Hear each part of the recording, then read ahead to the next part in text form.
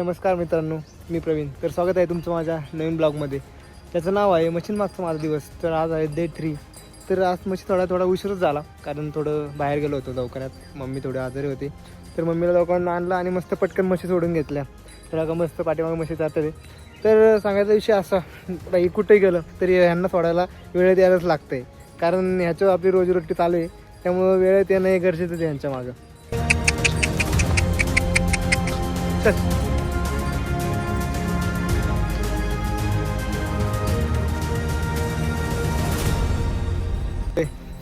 तर चला पुढे आपल्या ब्लॉगला सुरुवात करूया. तर आज आलं थोडं वेगळ्या रानात घेऊन आलो मशीनना.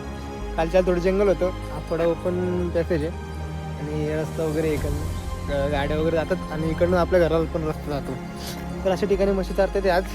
आणि आज निवांत, आज काही गडबड नाही, म्हशी जायची भीती नाही, काही नाही. आज एका ठिकाणी जरी निवांत बसला तरी म्हशी आडपाव पाठी मागणे येणार, त्यामुळं एकदम रिलॅक्स आहे. आता मस्त कुठेतरी बसायचं आहे. तर आज एकदम मस्त वातावरण आलं आहे. पाऊस थोडा गेलेला आहे आणि आभाळ थोडं मोकळं झालं आहे आणि सूर्याची किरण थेट जमिनीवर येतं. ते मस्त असं झाडामध्ये त्यांचा व्ह्यू क्वालिटी दिसतंय. ते बघा, तिथं आहे आपला तांबा मस्त चरतोय. अरे बघा मित्रांनो, आहे आमचा चम्या. नाव थोडं त्याचं वेगळं आहे, पण क्वालिटी भाई जे त्याचं नाव ऐकतं ना खळखळून असतं.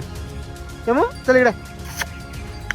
आणि या दोघांचं कधी जमत नाही. जवळ एकमेकांच्या आले की हा याला चालतो, हा याला धडक मारतो.